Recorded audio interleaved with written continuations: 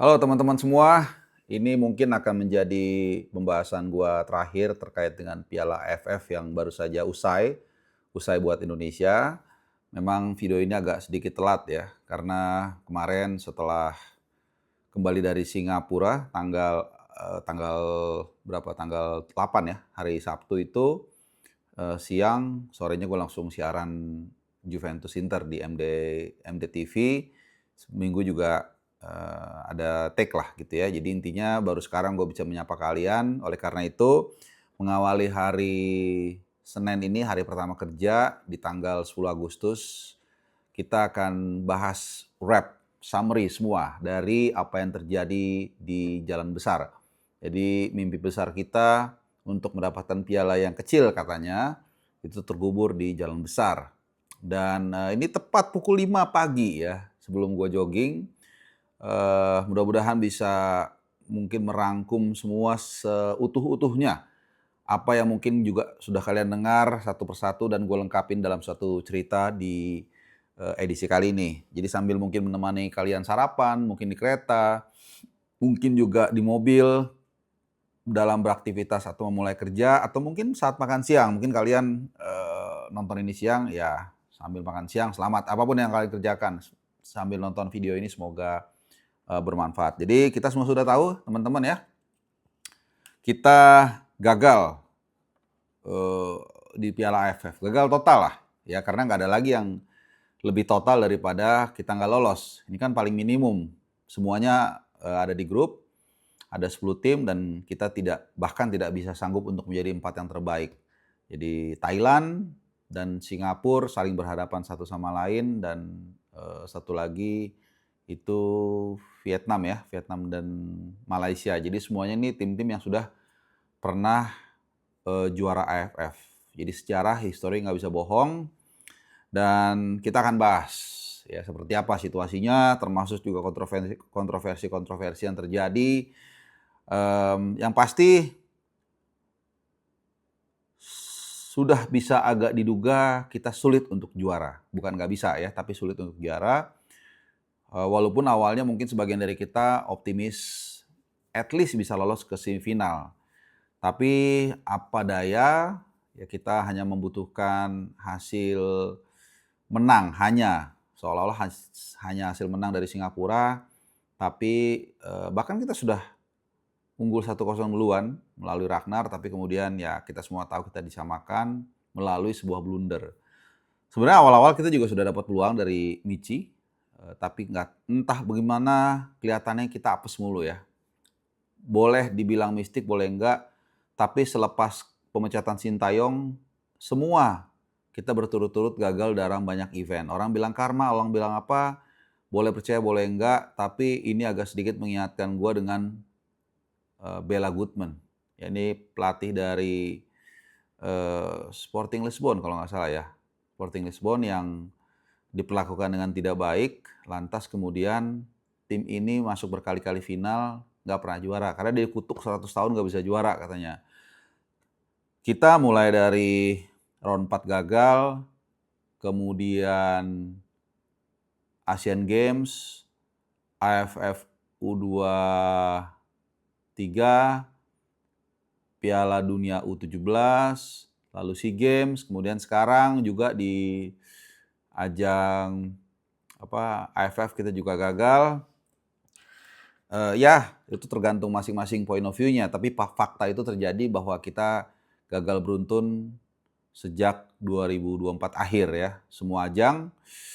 Dan setelah pertandingan, nah ini gue mau cerita teman-teman semua ya, belum ada di mana-mana. Setelah pertandingan, ya mungkin sebagian kalian ada yang ketemu atau ngeliat gue duduk di kafe persis di seberang pintu masuk Supporter Away di Stadion Jalan Besar. Dan setelah itu gue ditraktir minum sama fans Singapura. Ya enak lah kita ya ngobrol-ngobrol, dan gue mendapat hints dari situ. Sampai satu titik, lalu gue bilang setelah selesai ya gue mau pamit, gue bilang sampai jumpa nanti ya bulan depan di Indonesia. Kan kita kan satu grup ya sama Singapura, sama Malaysia dan India di FIFA Asian Cup. Tahu apa yang dia bilang? Oh, Bro, we don't care katanya. We don't care. Tadinya kan gue mau kayak gini, awas lo ya, gitu. Kira-kira seperti awas ya. Nanti di Indonesia kita dengan skuad penuh kita bakal menang gitu ya. But they don't care. Kenapa? Dia bilang. Because for us, AFF is a tradition. Dan itu yang the real piala. Makanya dalam berbagai kesempatan gue bilang, terutama ketika 4 pertandingan di bawah JH ya, di bawah John Herdman, ketika gue mau jawab bahwa ini tuh hanya pertandingan persahabatan, dan satu itu kita lawan Saint Kitts and Nevis, lawan Bulgaria kita kalah. Iya, displaynya bagus. Tapi berkali-kali gue mengatakan, jangan sampai otak kita itu rusak. Yang penting bahwa yang penting itu permainan. Permainan cantik, permainan ini itu gak ada artinya. Yang kita tunggu itu yang membuat kita berdebat dan berdiskusi sepanjang 30 tahun adalah karena kita bukan main cantik, tapi karena kita tidak berhasil meraih piala AFF. Itu. Dan habis itu kita lawan Oman, lawan satu lagi lawan Mozambik ya kalau nggak salah, apa Zimbabwe ya. Gue ketukar mulu. Dan di situ gue mau bilang sebenarnya again ini adalah friendly match, beda mentalitasnya ketika masuk kompetitif. Even seperti AFF sekalipun. Makanya pemain pun dipilih yang siap mentalnya di ajang kompetisi. Ya, sorry to say, seperti Nadeo, dia bagus di Borneo. I think he was the most save ya, yang paling banyak save di Liga 1 atau Super League. Gue lebih enak bilangnya Super League, Liga 1 ya. Walaupun lebih banyak clean sheet Teja Pakualam. Itu kan alasan dia dibawa kembali sama John Herdman ke timnas kan. Tapi ya mentalitasnya beda. Dan satu yang menjadi catatan gue, entah kenapa, gue harap ini ya memang sikap profesional dari John Herdman. Tapi kalau dibilang sikap profesional, berarti ada yang something wrong nih dengan pemilihan pemain. Beberapa pemain yang sudah dibuang sama Sintayong, itu dipanggil kembali. Betul, itu memang hak dia. Ya, don't teach me. Itu memang hak dia. Cuman berarti tim ini mundur. Ya, maksudnya kan harusnya kan ini selalu harus yang tim jadi lebih baik dari yang sebelumnya, the best version gitu. Jadi kalau yang sebelumnya sudah tidak dipanggil lagi dan alasannya sangat tepat menurut gua, contoh Nadeo. Dia hanya dipakai Sintayong terakhir itu kalau gua nggak salah saat kita kalah 5-1 dari Irak di Basrah. Itu karena dia sudah melihat bahwa Nadeo itu kalau sudah mentalitasnya di level yang tertinggi itu beda. Demikian juga Mark Locke ya. Sorry to say ya, Mark Locke bagus di Persib.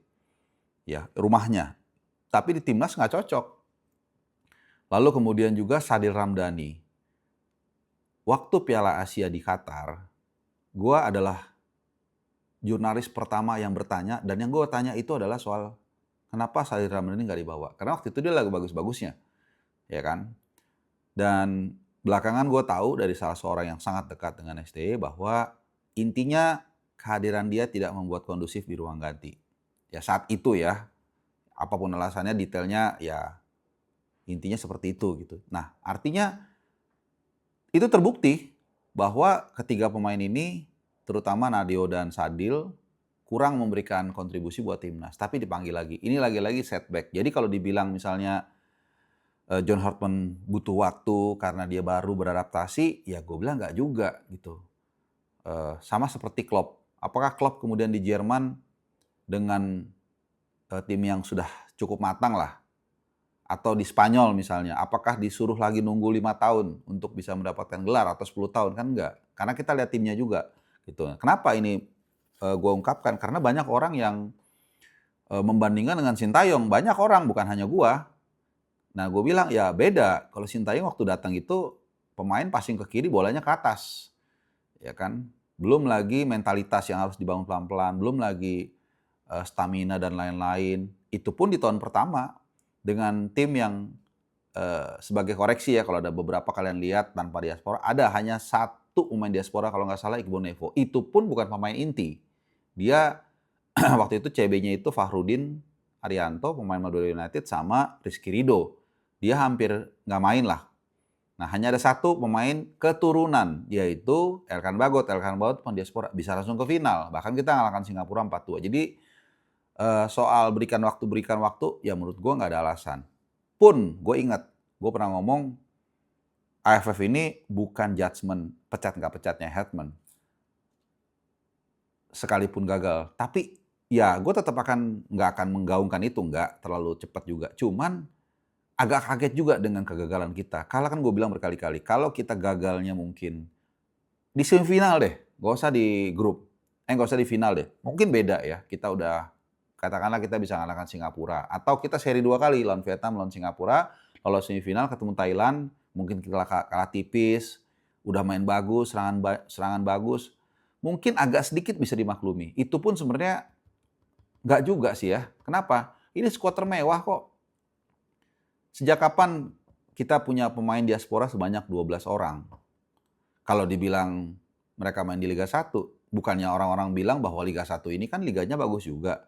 Dan mereka ini banyak yang sebenarnya baru main di Liga 1. Sandy Walsh itu baru, belum main bahkan. Secara teknikal dia belum main. Secara The Euro dia udah tanda tangan dengan Persib misalnya. Lalu Ragnar itu baru main di Eropa. Dia berapa bulan lalu atau 2 bulan lalu mungkin masih main playoff lawan Lommel, klubnya si Joe Pelupesi. Tom Haye itu setahun lalu itu masih main lawan PSV, lawan Ajax dan lain-lain. Jadi ini masih bau-bau Eropa semua sebenarnya. Gitu ya. Terus siapa lagi? Tim Gepens walaupun dia di FC Emmen di kasta kedua Eerste Divisi, dia masih baru musim lalu dan lumayan sekali, 2 kali, 3 kali main. Artinya nggak camat juga gitu. Jadi ini tim yang sebenarnya sangat mewah dipadukan dengan pemain senior lokal. Misalnya Rizky Ridho, lalu siapa lagi? Siapa lagi ya? Jordi Amat gitu ya. Jordi Amat pemain diaspora malah hitungannya ya. Ya pokoknya banyak lah pemain-pemain lokal. Tadi termasuk Sadil, termasuk Mark Klok gitu kan. Pemain lokal yang main di liga lokal udah lama lah seperti itu ya. Jadi sebenarnya skuad ini sangat mewah. Ada TC di Bali pula, tapi babak pertama akhir lawan Singapura udah ngap-ngapan. Dan teman-teman ya, kan gue ada di situ. Mungkin teman-teman yang hadir di Stadion Jalan Besar juga bisa melihat skill pemain Singapura ini menurut gue ini kayak tim universitas tapi ya jago aja udah gitu. Nggak ada yang terlalu spesial. Pemain Jepangnya mungkin agak sedikit yang paling agak menonjol. Siapa gue lupa namanya. Ilhan Fandi Ahmad juga kemarin berhasil dibuat tidak bergerak sebenarnya untuk hal itu ya. Dan Ilhan sendiri usai pertandingan mengatakan dia nggak puas dengan penampilannya. Jadi sebenarnya ya ini luar biasa gagal total ya kalau sampai membutuhkan menang dari Singapura aja kalah. Bahkan orang Singapura sendiri, teman-teman gue yang tadi itu bilang sebenarnya mereka nggak dalam posisi bukan tim terbaik, bukan seperti awal 2000-an waktu mereka juara beberapa kali AFF gitu. Jadi memang ya, dan satu ya, komunikasi juga dari federasi ini yang sangat disayangkan ya. Jadi udah timnya lagi jelek, kemudian kerap kali komunikasi dari federasi ini menambah situasi runyam gitu. Dan kadang saat dibutuhkan untuk step up, untuk memberikan statement yang bold, malah sekarang diam semua, bungkam. Nah begitu menang, koar-koar langsung, ya kan? Bahkan gue nggak tahu masih ada nggak screenshotnya itu ya di IG Timnas itu ada yang screenshot dan mengatakan begini, tenang kawan-kawan, kita masih ada harapan lolos karena ini masih half time. Karena pas half time 0-0 kalau atau 1-1 gue lupa, itu diposting di feed. Begitu kalah itu cuma di story kalau nggak salah ya, nggak ada di feed. Tapi kalau menang ya oke lah, kalau menang agak sedikit lebay boleh gitu ya. Tapi kalau kalah ya bawa posting juga lah gitu loh. Dan kalau gue ya bisa mungkin memberikan masukan, ini masih mau gue memberikan masukan ya buat tim komunikasi PSSI, posting aja. Dan kalau gue jadi mereka, gue akan bilang kami amat menyesal dan minta maaf untuk fans atas kegagalan kita di AFF. That's it. Selesai. Nggak ada masalah kok. Tapi dengan mereka bersikap seperti itu ya, kadang-kadang ngumpet, kadang-kadang ngomongnya juga defense-nya keterlaluan, lalu kemudian gue nggak tahu lah, tiba-tiba muncul sejumlah akun-akun yang mengatakan ini masalah wasit lah, lalu kemudian belum full squad-nya lah. Ini kan kayak letupan-letupan suara yang hanya menunjukkan tidak pede gitu ya.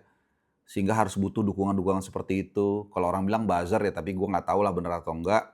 Kemudian juga ini persiapan untuk FIFA Asian Cup.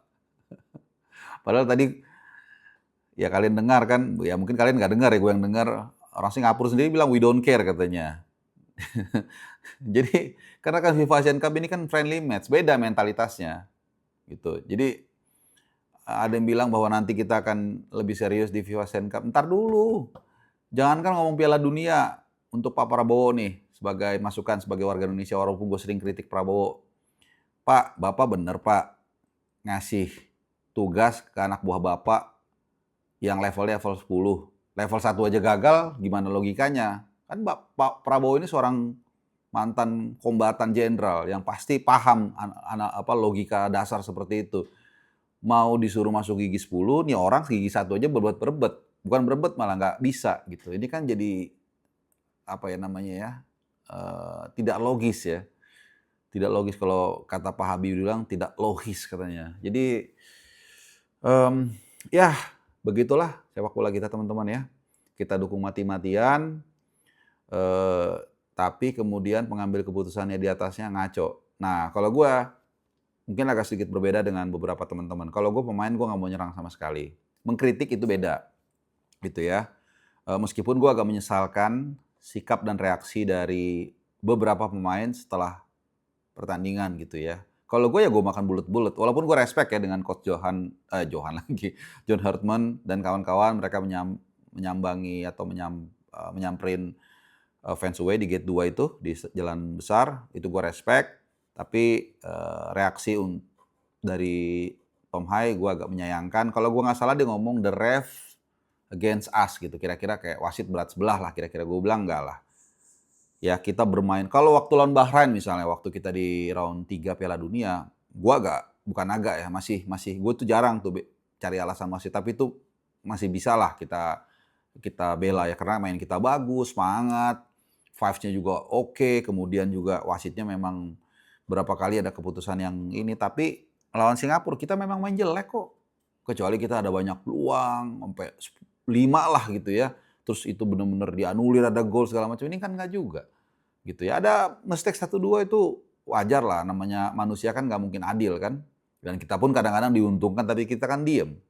Ya, menutup mata, mengabaikan, mendina gitu, pura-pura nggak lihat. Jadi udahlah, kita jangan, dan kita lawan Vietnam dibantai 3-0, bahkan bisa lebih dari 3-0. Ada satu peluang dari Rafaelson ke atas, satu lagi ditangkis sama Nadio Argonita. Ya memang kita jelek, kita harus akui gitu loh. Kalau kita bagus mainnya, perfect lah gitu ya, mendekati perfect, pasti kita nggak mungkin bisa dikadalin sama wasit.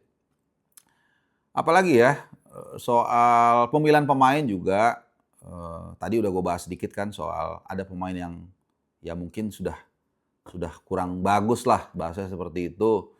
Kemudian dipanggil lagi dan tidak terbukti juga, tapi ada beberapa pemain yang menurut gue bisa memberikan perbedaan, dan itu lahir dari kompetisi kita. Misalnya ada Malis, mentalitas dia waktu lawan Borneo luar biasa kan, mencetak gol walaupun jarang, tapi selalu decisive golnya, penentukan. Lalu juga Ricky Kambuaya, kita kehilangan kreativitas, sehingga akhirnya pelapis dari Tom Hai ini jadi minim, hampir nggak ada mungkin. Dan gue nggak mau nyalain dia, karena mungkin yang bisa ngoper dengan baik hanya dia. Jadi kalau dikatakan, ada yang mengatakan, ya orang memberikan statement mungkin dari pengamat lain ya. Beberapa DM gue, Bung, itu Tom Hai dianggap terlalu egois. Ya enggak, memang menurut gue umpan-umpan dia bagus-bagus gitu. Cuman memang ya beberapa reaksi dia agak berlebihan. Nah cuman gue juga mikir begini, kenapa dia bisa seperti itu setelah sekarang? Dulu dia nggak seperti itu, berarti leadernya, John Hartman, yang harus tahu, paham bahwa itu tidak bagus. Nah ini kan yang jadi pertanyaan. Ya kan, kenapa beberapa pemain seperti Ivar Jenner yang biasanya kalem, biasanya tenang, ya kecuali lawan Qatar lah di Piala Asia U23, itu kan memang dicurangin jelas, dia nggak dianggap nginjek kartu merah. Tapi sekarang jadi sepertinya berubah semua. Ini kan karena pemimpinnya. Ya contoh aja kayak sekarang, kenapa banyak orang melanggar lalu lintas, lampu merah itu udah nggak ada artinya. Ya karena pasti nyontoh dari atasnya. Gitu. Jadi menurut gua John Hartman ini bukan pelatih jelek, tapi pelatih yang tidak paham kawasan. Lihat Park Hang-seo, lihat Alfred Riedel bahkan, walaupun dia pelatih Eropa, tapi dia memahami kawasan. Kenapa? Peter Witt bersama Thailand sukses, dia memahami kawasan. Kim Sang-sik paham kawasan, dia tahu mesti ngapain, dia tahu menghadapi lawan Indonesia mungkin harus provokasi atau apa. Ini yang nggak dimiliki oleh Coach JH. Dia terlalu salon sebagai seorang pemimpin. Makanya kalau kita lihat pelatih-pelatih sukses dunia, datangnya bukan dari Inggris. Cuman 2 setahu gua pelatih sukses dari Inggris. Terry Venables, kalau nggak salah bersama Barcelona, dan juga Sir Bobby Robson almarhum. Sisanya nggak ada. Kenapa? Karena mereka terlalu salon. Lihat yang hebat-hebat dari mana? Dari yang punya leadership kuat, yang keras, tapi tegas, tapi juga baik. Luis Enrique. Kalian bisa lihat kan ketika dia menyapu tuh meja, ketika dia ngamuk ketika timnya jelek. Lalu Pep Guardiola, even Mikel Arteta, bukan gara-gara gua Arsenal ya, tapi faktanya seperti itu. Sekarang Andoni Iraola di Bournemouth juga sangat sukses. Gitu. Xabi Alonso sukses bersama Leverkusen. Rata-rata yang punya ketegasan, yang mendidik pemainnya dengan disiplin, dan itu sekarang sangat kontras dibandingkan dulu. Sehingga pemain itu akhirnya ya namanya manusia, dibiarkan pasti mereka akan sedikit usil lah seperti itu. Jadi jangan salahkan pemainnya, karena Napoleon dulu pernah berkata, there are no bad soldiers, only bad generals. Ya teman-teman semua, ini cukup lama videonya, dan mudah-mudahan merangkum semua dari apa yang tersisa di Jalan Besar, dari yang mungkin kalian dengar juga, dan secara taktik gue lupa. Nah ini juga sama, kita sudah lihat bagaimana sebenarnya John Hartman ini tidak punya plan B, mentok gayanya gitu aja, nggak jalan ya nggak berubah. Kemudian reaksi dia di tengah pertandingan juga sangat terlambat. Saat lawan Vietnam, Jordi Amat dicecer terus, tapi kemudian tidak ada reaksi, mungkin pergantian pemain, pergeseran pemain, atau pergantian taktik. Akhirnya sampai kita kalah 3-0 dan mungkin lebih, lawan Singapura juga sama. Jadi ya semua berantakan, dan ya kalian bisa mikir sendiri, kita tidak lolos dari grup, dan dari yang levelnya mengalahkan Saudi, mengalahkan Korea Selatan, mengalahkan Jordan, mengalahkan Australia, mengalahkan Bahrain, mengalahkan China, sekarang mengalahkan Kamboja dan Myanmar. Oke teman-teman semua, itu aja dulu ya rangkuman atau summary dari Piala AFF kemarin. Jadi ya I have no words to describe, sisanya silahkan kalian tinggalkan komen. Selamat beraktivitas, adios.